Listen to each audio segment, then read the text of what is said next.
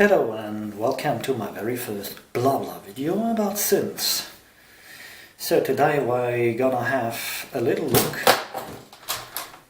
at a particular part of my setup here. The Dreadbox Erebus combined with an 8-step sequencer. The 8-step sequencer, which is designed by Hexenwerter. So let's have a closer look at those. I'll take that out.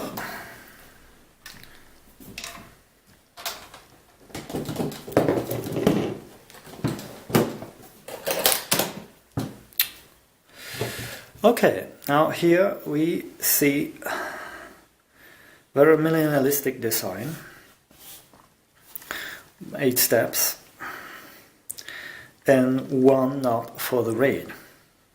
So there's an internal clock that you might use, and of course it can also hook up to external clock, which is here on this jack with a switch. Was not easy to find high quality jacks. Basically this is a Moog format, this front plate. It comes from Resynthesis, an amazing little company in the UK who is laser printing front plates, and I wanted to keep that as simple as possible. They also have the regular Eurorack format available. It's already pretty much packed and small, and of course it is going to be a lot more convenient to use the bigger spaces. Even though I had to really dig in and find knobs that fit a number of different knobs, and the Davis 1900 knobs are like the best compromise. Also tried to build this in the best possible quality. So I was going to make a keeper. Yeah, I did go with yellow LEDs. To change a little bit, because yellow is not the most common color for sequence steps. Each step, as tunes, is hooked up on 0.5 volt, so that to the lowest position it is 0 and to the highest it's 5 volt. So you cover with that 2 octaves conveniently if you use it, for example, with a Dreadbox Erebus, which I do.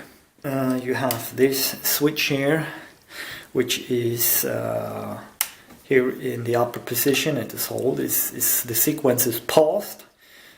In the middle position it's running, and if you flip it down it resets to the very first step. Then of course each step basically you can switch off, and it's going to run through the 8 steps without opening the gate, so you will not hear any sound, of course. Then switching this first step on will activate the first step, run through the others and come back. Of course it's starting from the first step on the top to the 8 and then repeating. So the design is based on the Baby 10 sequencer. Very simple, just leaving the 2 last steps out and starting from the top after step 8.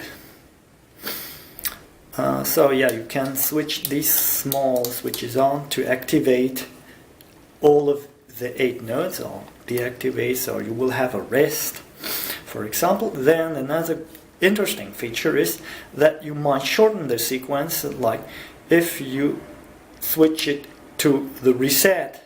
It's like I want to leave out step 7 and 8.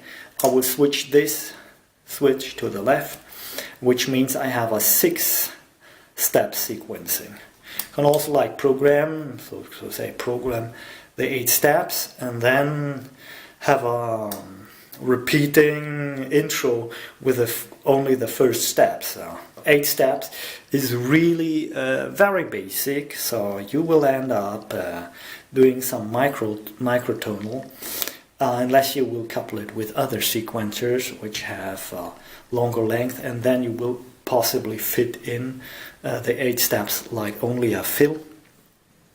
But if you are based on the 8 steps, this will get as minimal as it can get. This wonderful metal box from another company which is called Synthesizers.com, which is in the US. So I have these 2 screws to untighten.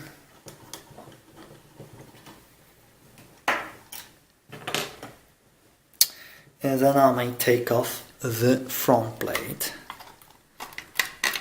Okay, here we have a look. So the power goes in via this central plug. Of course there are other options for the milk format, where I kept it like more common with this one, which is added later. There is no place for wooden cheeks, so has to stay cheekless for the moment. For me, it does the trick very nicely like that for the moment, unless I change.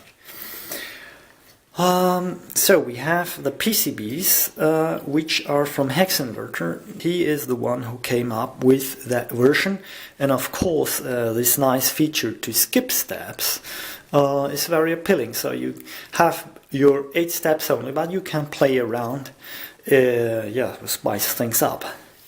Those UK made jack connectors, and they're just like their bigger brothers. So they fit in, they are a little small, but they do fit in the quadraphone holes, which are already in this plate. So you don't have to need any extra adapters to make them fit in, which would be the case with common 8th phone jacks. The wiring is something I'm a little less proud of. I would have preferred to get flat cable everywhere. That was kind of a compromise I had to go through. What I wanted also is like the soldering points of those cables to stabilize them a little. So I put a Tropicoat, which is acrylic treatment, and which will keep my contacts protected even if there might be some moisture in the air. If, for instance, one of the ICs should give up, you might just take out those sockets and replace them very easily. Decade counters, well, counting up to 10. Like I said, the 2 last steps are left out, so it's only counting the 8 of the 10 steps. Breaking through each step through a diode. So let's put this back together.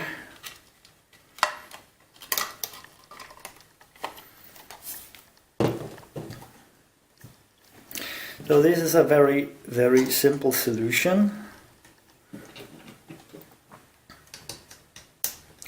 And is delivering very simple results. And it's made entirely of unprogrammed components. This is as basic as it can get, unless of course you can leave more steps out. There's one guy on the net called Michael Rucci that I might refer to. He's making like handmade synthesizers. And that's what he does. Amazing, to reasonable prices, all hand-built products. So I hope this little walkthrough was in some way useful or interesting for you. And if you want to see this little rascal in action, then feel free to click on one of my videos. Okay, well, all the best, bye.